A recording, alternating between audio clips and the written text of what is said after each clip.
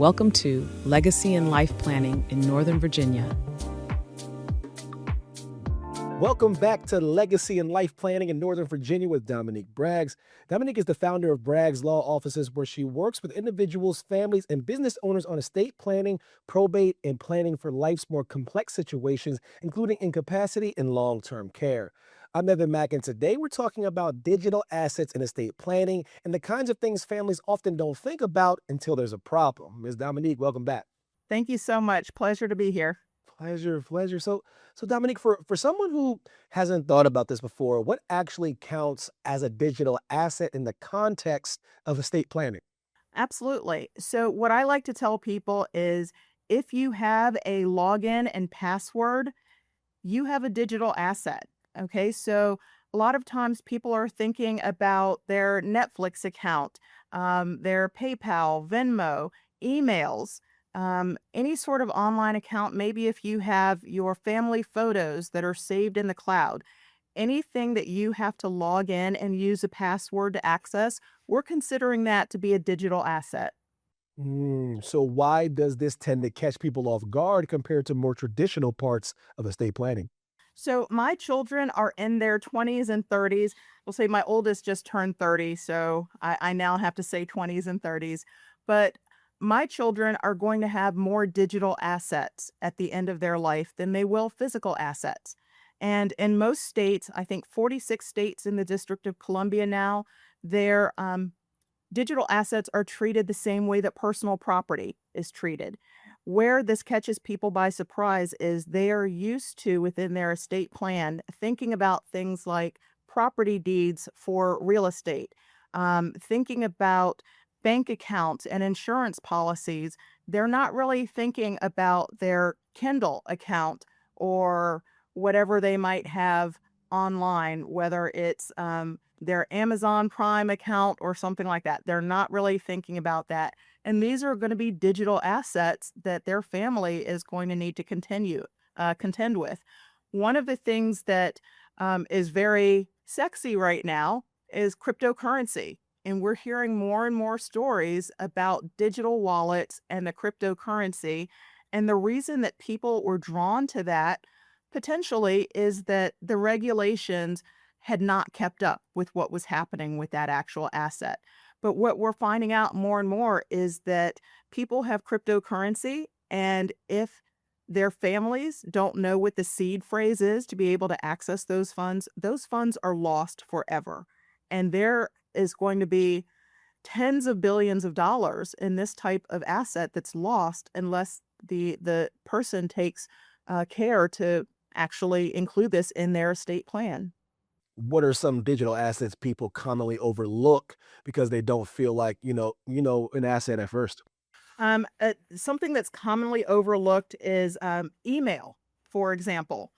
Um, and it's not just so there's the idea of who can access your email. I literally was working with a client last month that said, I've already told my best friend, if anything happens, you go in and delete all of my chats because no one needs to know what we've been chatting about.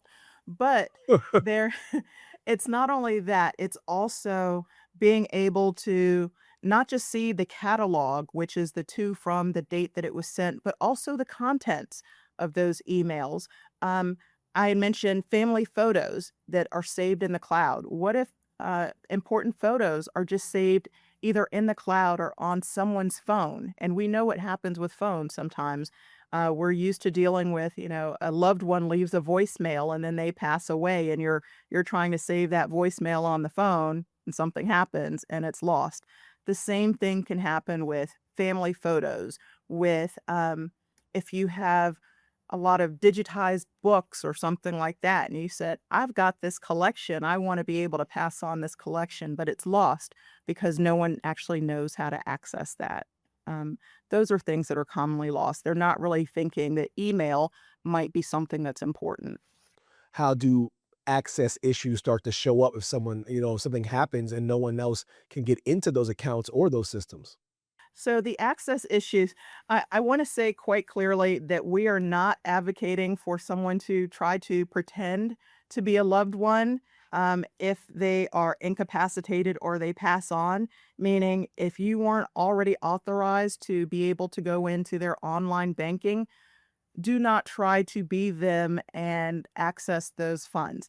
But when we're talking about things like online assets, online accounts, if the estate plan has included it, then we have already, within our power of attorney documents, within our will, within our trust, we have named someone to be a digital executor or a digital asset manager.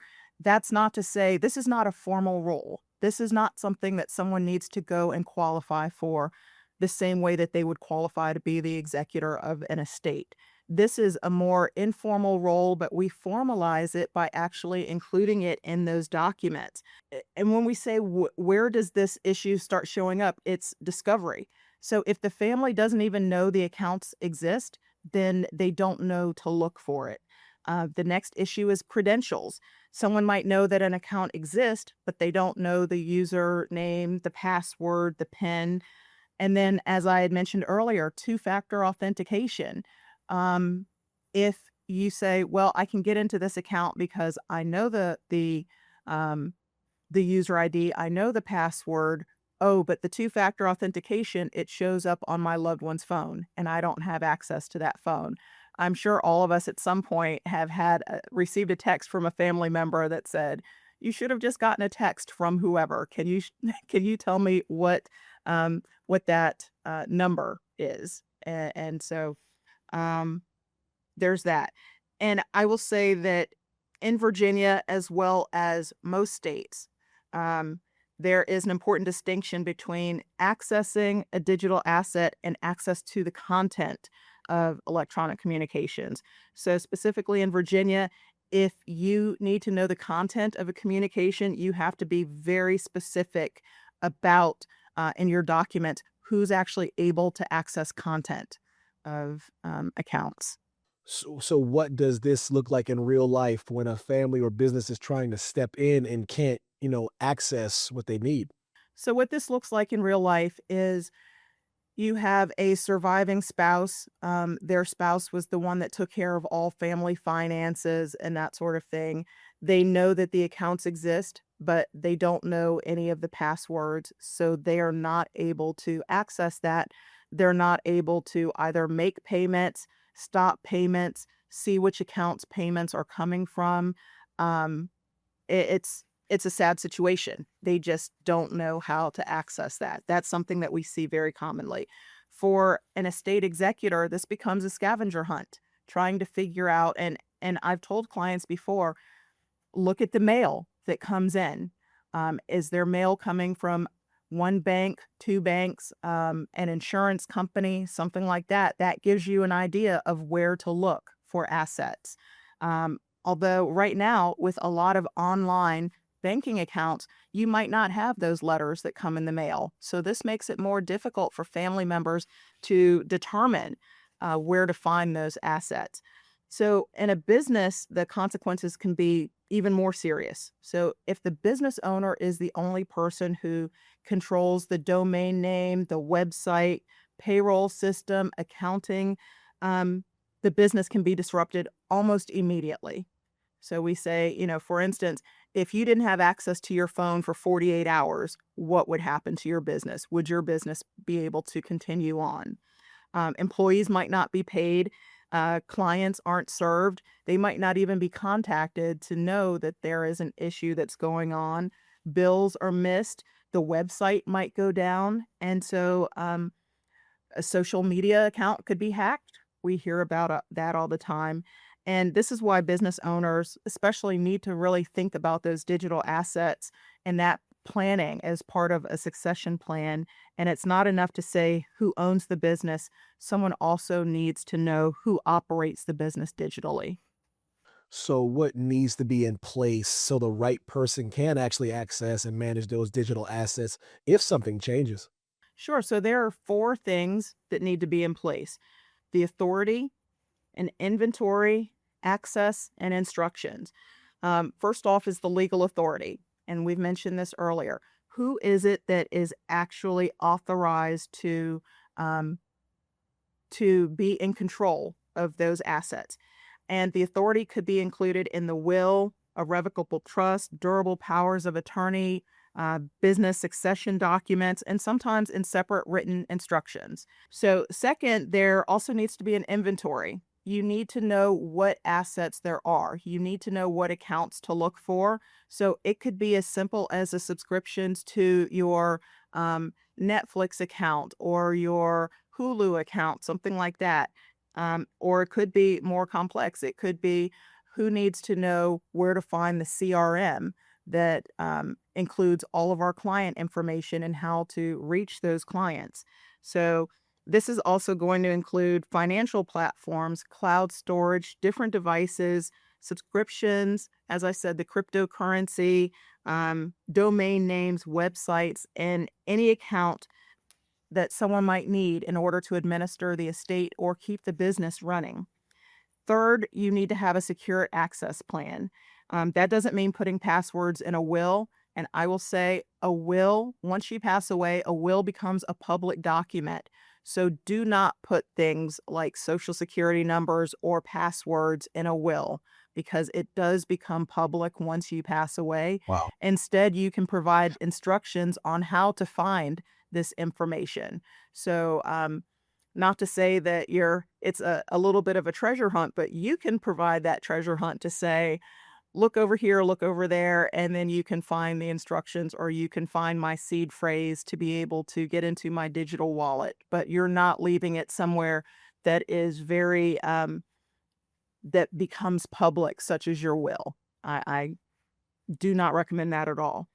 Okay, and then fourth, you wanna have those clear instructions. And again, you can provide the instructions in a separate letter.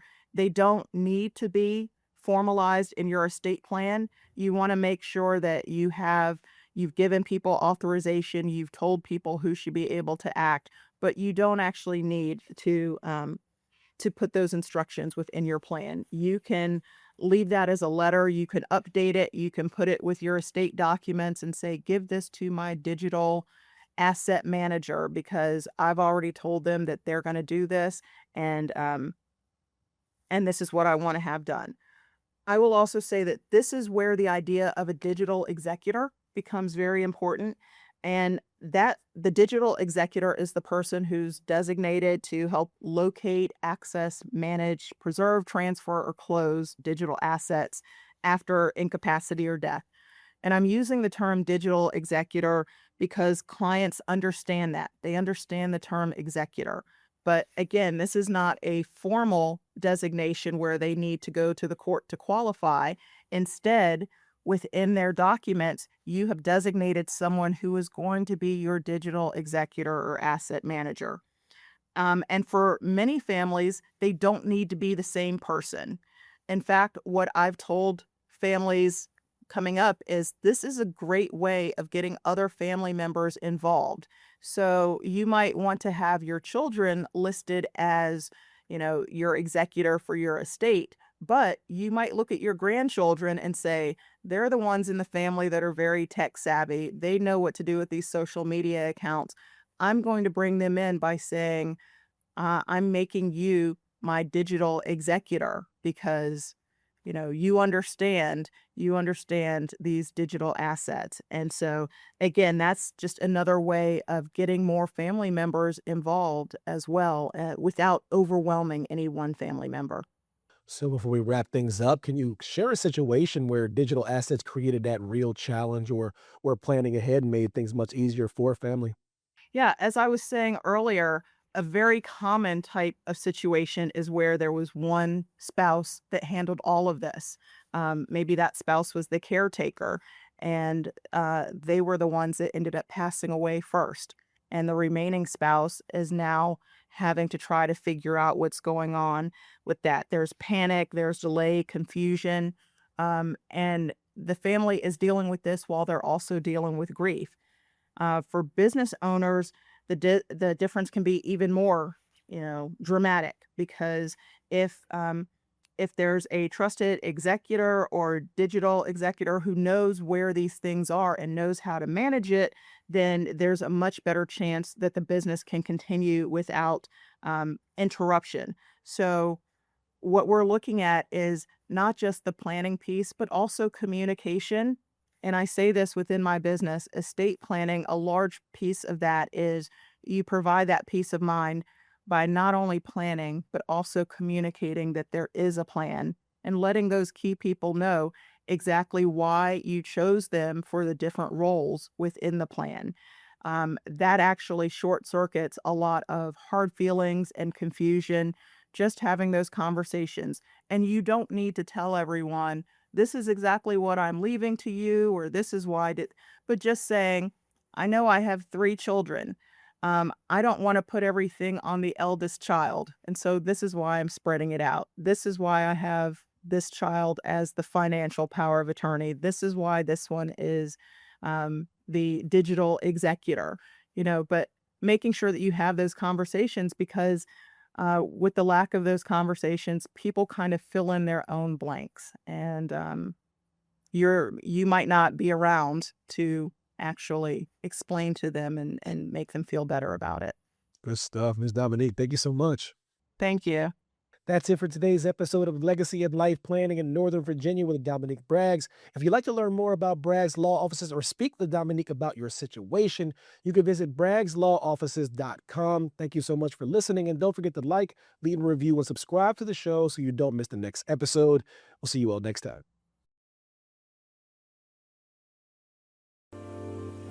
Thanks for watching. Be sure to hit that like and subscribe button and leave us a review in the comments.